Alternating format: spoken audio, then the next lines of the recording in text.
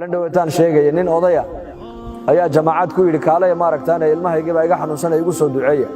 xaafadii markay tageen waxay u tageen curadkii odayga wiilkii uu dhalay oo afarta adima silsilada kaga xidhan yihiin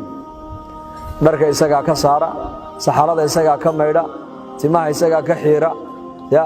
sindhada iyo xaarka isaga ka gura cuntada isaga siisiya odayga albaabka ma dhaafi karo hadduu albaabka dhaafo ninkan waa nin weyn oo xoog leh dadka xaafadda joogo dhan buu leynaya markaasuu yidhi war 7 sano buu odayga 7 sannadood aqalkayga irida ma dhaafin buu xataa salaada halka geedka hoostiisa ku tukadaa buu maalinta jumcadiina dad kale yimaado iga hayo markaa aan jumcada tagaa buu yarka igu duceeyay ilaahay inuu caafimaad siiyo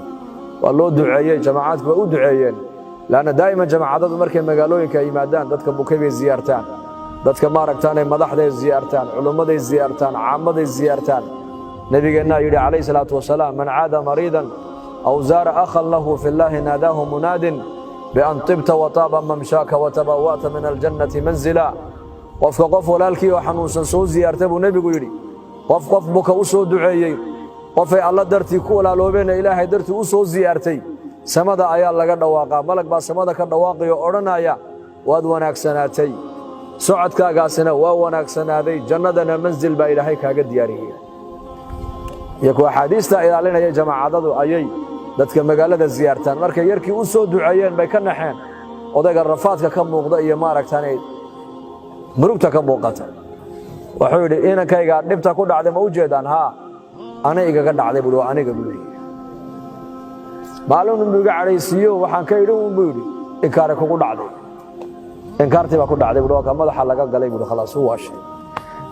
dhibtiisina aanay igu soo noqotay buu aniga saxarada ka meeday buu albaabka ma dhaafi karo 7 sano albaabka kama bixin buu ridaas marka ciyaalka yaan la habaarin ciyaalka waa loo duceeyaa waa loo dhibriyaa waa la tarbiyadeeyaa tarbiyada islaamka inaan qaadano weeyaan ha muslimku akhlaaqdiisu waa inuu gurigiisa la kula noqdo qofka muslim oo nabigeenu kaleey salaatu wasalaam waa kii oran jiray akmalul mu'minina iimanan ahsanuhum khuluqa wa khiyarukum linisaa'ihim wa ana khayrukum li ahli nabiga sallallahu alayhi wasallam mu'miniinta kuwa iimaankooda uu noqday kamaalka uu gaadhay waa kuwa dabeecadda wanaagsan oo rasuulku yiri kuwa mu'miniinta ugu khayr badanna waa kuwa reerahooga u khayr badan anana reerkayga u khayr badan buu nabigu yiri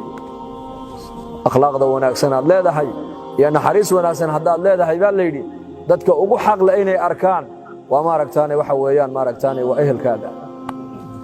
labada dhalinyaradana waxaan oranaynaa shaab nashaa fi taa'ati Allah nin dhalinyaro ah oo dhalinyarnimadiisa ilaahay taacadiisa ku ababay oo ku barbaaray waxa uu ka mid noqonayaa todobada ilaahay qiyaamaha hooskiisa ugu hoos hareeyo ninka dhalinyaradana waa kii nabigu lahaa kaleey salaatu wasalaam birru aabaakum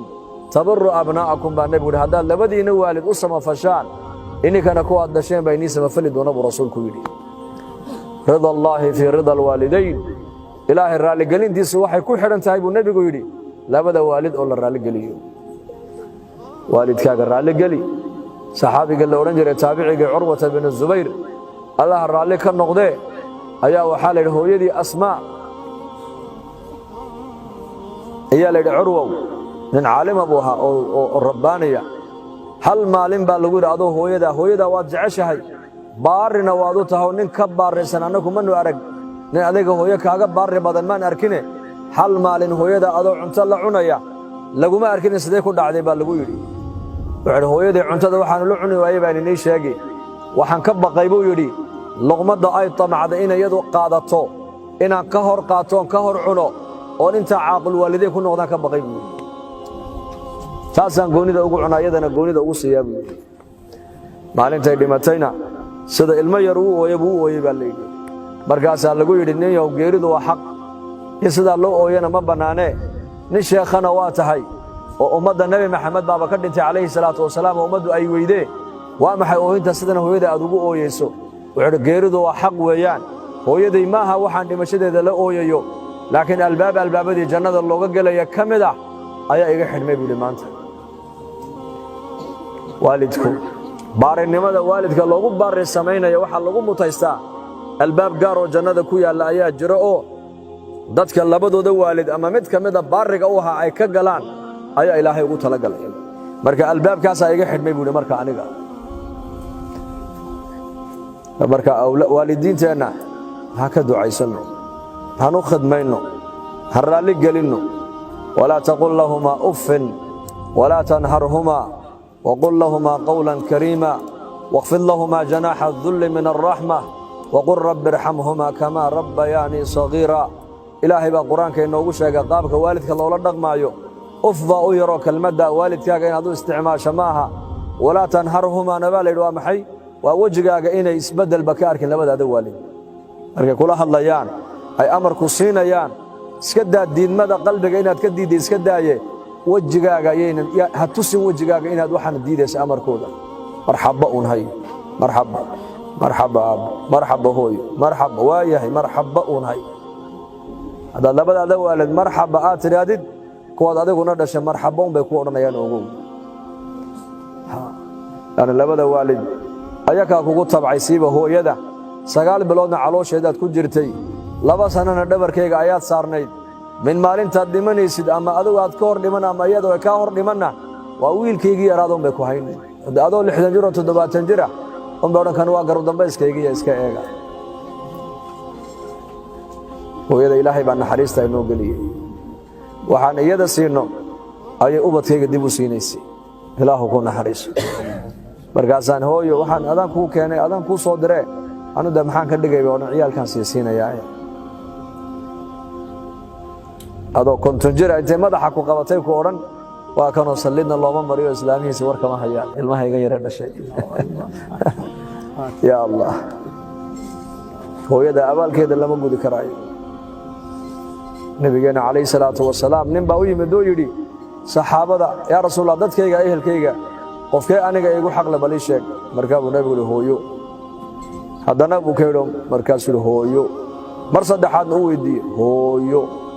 markii afraad buu nabigu yidhi aabbo maxaa saddexda nabigu hooyada u sheegay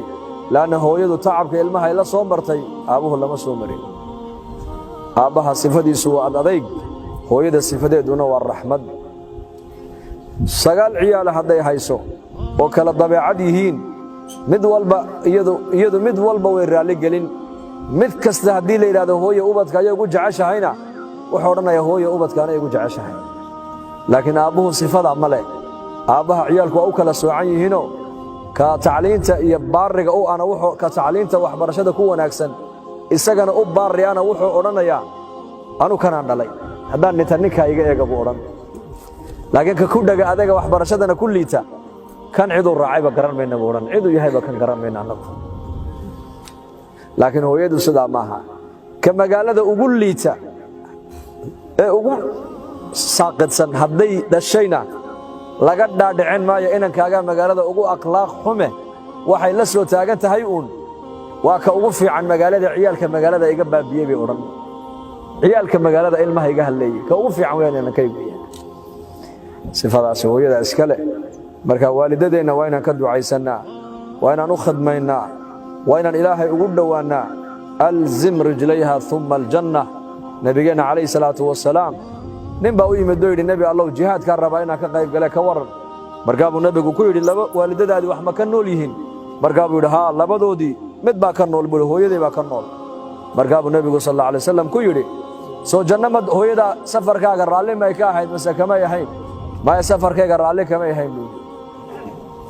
inaan la joogay jeclay markaa buu nabigu soo janna ma rabtid haa janna raba orodoo hooyada ku noqo lugteeda qabo oo iyada